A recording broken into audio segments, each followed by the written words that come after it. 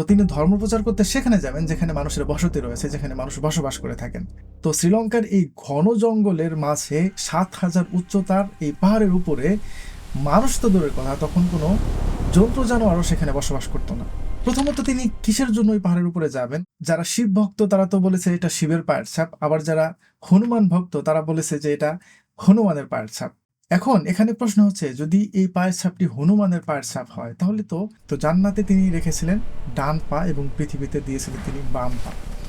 তো বা পা দিয়ে যখন তিনি পৃথিবীতে অবতরণ করলেন বা এক পা দিলেন, তো প্রথম পায়ে তিনি যে ভরটা প্রয়োগ করেছিলেন, যে ভরটা দিয়েছিলেন, সমুদ্রপৃষ্ঠ থেকে প্রায় 7,000 ফুটেরও বেশি উচ্চতায় শ্রীলঙ্কার এক ঘন জঙ্গলে ঘেরা পাহাড়ের চূড়ায় একটি বিশাল পায়ের ছাপ হাজার হাজার বছর ধরে একটি রহস্যের কেন্দ্রবিন্দু হয়ে আছে। কেউ বলেন এটি ভগবান শিবের পায়ের ছাপ, কেউ বলেন এটি হনুমানের পায়ের ছাপ, আবার কেউ বলেন এটি গৌতম বুদ্ধের পায়ের ছাপ। কিন্তু ইসলামের দৃষ্টিতে এটি পৃথিবীর প্রথম মানুষ, ইসলামের প্রথম নবী, আদি পিতা হজরত আদম আলাইহিস সালামের পায়ের ছাপ।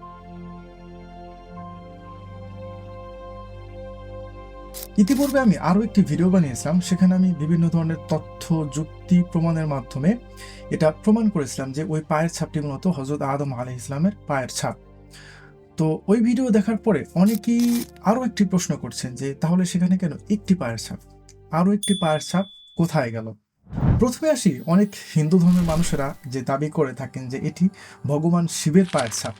একটা জিনিস আপনারা লক্ষ্য করলে দেখবেন যে শিবের যত মূর্তি আমরা দেখতে পাই, এর বেশিরভাগ মূর্তি কিন্তু বসে বসে ধ্যান করা অবস্থায় থাকে, অর্থাৎ তিনি বসে বসে ধ্যান করতেছেন। কিন্তু দাঁড়িয়ে ধ্যান করার কোনো মূর্তি কিন্তু আমরা দেখতে পাই না। আপনারা হিন্দুদের মন্দিরে দেখবেন যে শিব সে বসে বসে ধ্যান করতেছে। আর সব থেকে বড় যে বিষয়টি সেটা হচ্ছে যে হিন্দু ধর্ম অনুযায়ী শিব হচ্ছে প্রধান 3জন ঈশ্বরের মধ্যে একজন ঈশ্বর, ব্রহ্মা, বিষ্ণু এবং শিব, অর্থাৎ সে সব থেকে বড় ঈশ্বরের 3জনের মধ্যে একজন। অতএব তিনি দাঁড়িয়ে দাঁড়িয়ে ধ্যান করবেন কিসের জন্য? কেননা তিনি নিজেই তো একজন ঈশ্বর, তাহলে তিনি দাঁড়িয়ে ধ্যান করবেন কিসের জন্য? বসে থাকাটাও মেনে নেওয়া যেতে পারে, কিন্তু দাঁড়িয়ে তিনি এক পা উঁচু করে দাঁড়িয়ে তিনি ধ্যান করবেন, এটা আসলে একটা তাদের ঈশ্বরের বিরুদ্ধেই চলে যাবে এই দাবিটি। অতএব এই পায়ের ছাপটি যে শিবের পায়ের ছাপ নয়, এখান থেকেই এটা প্রমাণ হয়ে যায়। তো এখন আসি তাদের দ্বিতীয় দাবি। যারা শিব ভক্ত তারা তো বলেছে এটা শিবের পায়ের ছাপ, আবার যারা হনুমান ভক্ত তারা বলেছে যে এটা হনুমানের পায়ের ছাপ। তো হনুমান সম্পর্কে যতটুকু জানা যায় যে হনুমান তিনি এক পাহাড় থেকে অন্য পাহাড়ে লাফিয়ে লাফিয়ে তিনি চলাচল করতেন। এখন এখানে প্রশ্ন হচ্ছে, যদি এই পায়ের ছাপটি হনুমানের পায়ের ছাপ হয়, তাহলে তো শ্রীলঙ্কা বা ভারতের বিভিন্ন পাহাড়ে অনেক পায়ের ছাপ থাকার কথা ছিল। তবে শ্রীলঙ্কার এই পাহাড়ে কেন শুধুমাত্র একটি পায়ের ছাপ? অন্য অন্য পাহাড়ে কেন আরও পায়ের ছাপ দেখা যায় না বা পাওয়া যায় না? তো এখান থেকে কিন্তু এই দাবিটিও খারিজ হয়ে যায় যে এই পায়ের ছাপটি হনুমানের পায়ের ছাপ। এখন আসি, অনেক বৌদ্ধ ধর্মের মানুষ দাবি করেছেন যে এই পায়ের ছাপটি গৌতম বুদ্ধের পায়ের ছাপ। আপনি একটু চিন্তা করে দেখেন যে গৌতম বুদ্ধ আজ থেকে 2 থেকে 2,500 বছর আগে তিনি ভারত সফরে এসেছিলেন, ভারত শ্রীলঙ্কা সফরে। তিনি মূলত তার যে ধর্ম আছে সে ধর্মটা তিনি প্রচার করার জন্য তিনি এসেছিলেন শ্রীলঙ্কায় বা ভারতে। তো তিনি ধর্ম প্রচার করতে সেখানে যাবেন যেখানে মানুষের বসতি রয়েছে, যেখানে মানুষ বসবাস করে থাকেন। তো শ্রীলঙ্কার এই ঘন জঙ্গলের মাঝে 7,000 উচ্চতার এই পাহাড়ের উপরে মানুষ তো দূরের কথা, তখন কোনো জন্তু জানোয়ারও সেখানে বসবাস করতো না। প্রথমত তিনি কিসের জন্য ওই পাহাড়ের উপরে যাবেন, আর দ্বিতীয়ত একজন 5 ফুটের মানুষ হয়ে তিনি ওই পাহাড়ের উপরে কিভাবে উঠবেন? অতএব বৌদ্ধ ধর্মের মানুষদের এই দাবিটিও এখান থেকে একদম খারিজ হয়ে যায় যে এই পায়ের ছাপটি গৌতম বুদ্ধের পায়ের ছাপ। এখন আসি, মুসলিমদের দাবি অনুযায়ী এটি কি হজরত আদম আলাইহিস সালামের পায়ের ছাপ? যদি এটি আদম আলাইহিস সালামের পায়ের ছাপ হয়ে থাকে, তাহলে অন্য আরেকটি পা কোথায় গেল? দেখেন, আমাদের ইসলামী বর্ণনা অনুযায়ী হজরত আদম আলাইহিস সালাম তিনি ছিলেন পৃথিবীর প্রথম মানুষ, তিনি জান্নাত থেকে পৃথিবীতে আসেন। তো একটি বড় অংশ আলেমদের মতামত হচ্ছে যে আদম আলাইহিস সালাম তিনি যখন জান্নাত থেকে পৃথিবীতে আসেন, তখন তিনি এই শ্রীলঙ্কার এই পাহাড়ের উপরেই তিনি অবতরণ করেছিলেন, তিনি নেমেছিলেন। তো ঠিক আছে, এই পর্যন্ত বুঝলাম যে তিনি এই পাহাড়ের উপরেই নেমেছিলেন, অবতরণ করেছিলেন। তো এখানে কেন একটি পায়ের ছাপ, আরও একটি পায়ের ছাপ কোথায় গেল? দেখেন, এটা বোঝার জন্য আমাদের দৈনন্দিন জীবনের কিছু উদাহরণ আপনাদেরকে দিয়ে বোঝাতে হবে। দেখেন, আমরা যখন কোনো অটো, রিক্সা বা বাস থেকে মাটিতে পা রাখি, নামি, তখন কিন্তু আমরা 2 পা একসাথে দেই না। আমরা কিন্তু প্রথমে 1 পা দেই, পরবর্তীতে গিয়ে আমরা পরের পা দেই। তো আমরা যখন আমাদের প্রথম পাটা মাটিতে ফেলি, তখন আমাদের শরীরের যে পুরো ভর, সেই পুরো ভরটা কিন্তু আমাদের প্রথম পায়ে থাকে। অর্থাৎ সেন্টার অফ গ্র্যাভিটি আমাদের প্রথম পায়ে থাকে। একদম 95% বা 100%ই বলা গেলে চলে, আমাদের ভারটা প্রথম পায়ে থাকে।